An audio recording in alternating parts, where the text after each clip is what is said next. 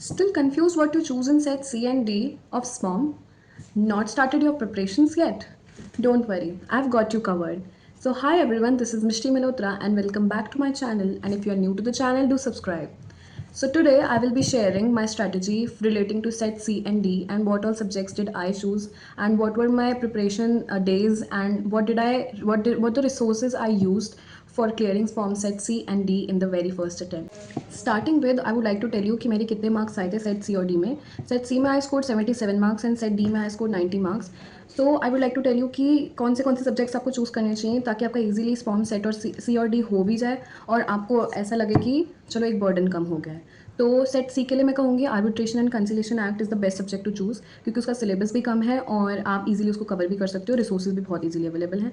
Set T के लिए आई would से entrepreneurship and ecosystem is the best subject, क्योंकि उसमें क्या है कि आपकी अंडरस्टैंडिंग बहुत हो जाती है, क्योंकि जैसे हमने 12th में बिजनेस स्टडीज़ पढ़ा होता है ना, बिल्कुल सेम वैसे ही पैटर्न का है कुछ.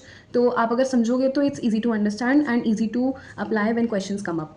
Okay, so these both were the subjects that I chose and I would suggest that you should also choose. इसके बाद मैं आपको बताना चाहूँगी कि मेरे को कितने दिन लगे थे ये पूरा दोनों क्लियर करने में. 15 डेज़ लगे थे मुझे दोनों क्लियर करने में, जो बहुत ही कम ड्यूरेशन है. और अगर आप ये स्ट्रैटेजी फॉलो करते हो तो आपका भी डेफिनेटली 15 डेज़ या उससे कम में क्लियर हो जाएगा स्पॉम सेट सी एंड डी. तो मैं आपको बताती हूँ कि रिसोर्सेज कौन कौन से यूज़ किए थे मैंने. सेट सी के लिए एक ऋषभ स्पीक्स करके चैनल है, उनकी एक पूरी प्लेलिस्ट भी है आप देखोगे तो, और एक उन्होंने वन शॉट भी डाल रखी है आर्बिट्रेशन एंड कंसिलेशन एक्ट के लिए. तो अगर आप वो रेफर करोगे ना, उनके नोट्स भी वो डिस्क्रिप्शन में प्रोवाइड करते हैं. मैं आपको प्लेलिस्ट भी दे दूँगी नीचे डिस्क्रिप्शन में अपने चैनल की, तो आप वहाँ पे चेक कर लेना.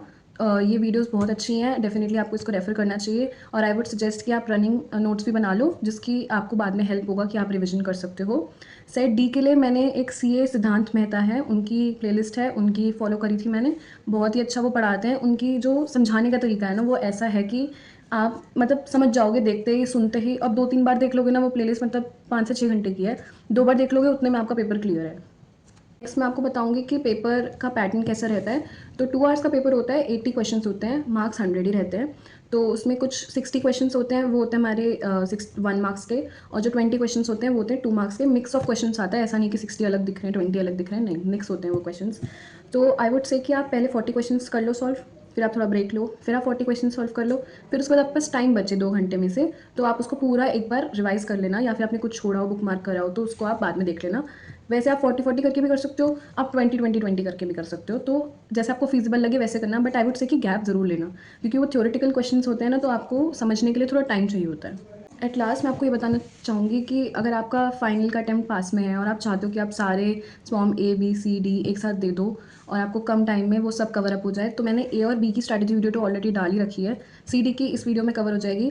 और एक और चीज़ जो रह जाती है वो है सीक्वेंस. तो सीक्वेंस के लिए मैं आपको कहूँगी कि रिवर्स ऑर्डर में आप चलो, पहले डी दे देना, फिर उसके बाद सी देना, फिर बी देना, फिर ए देना, क्योंकि ए सबसे मुश्किल है ना, तो उसको लास्ट में दोगे तो आपका मोराल डाउन नहीं होगा. डी और सी दोगे ना तो आपका एक मोमेंटो बन जाएगा पढ़ने का. फिर उसके बाद आप बी दोगे थोड़ा डिफिकल्ट, फिर उसके बाद ए दोगे तो वो एक्सट्रीमली डिफिकल्ट है, थोड़ा सा है, मानना चाहिए, क्योंकि स्ट्रैटेजी वीडियो देखोगे आप पता चल जाएगा. तो this would be sequence, and if you follow this sequence, follow all my strategies, then I would say कि you can definitely clear your exams with good marks. And as I cleared it in 1.5 months, you can also clear it, and do follow the strategy. Thank you for watching the video till end, and I would love if you like, share and subscribe, and also comment if you want anything else from my side. I'm open to all the suggestions and I'm ready to help you all. And I know it's a small channel, but trust me, if I suggest something and I am trying to help you, it is definitely from my perspective, what I followed and what how I cleared. So it will really help you all. Thank you.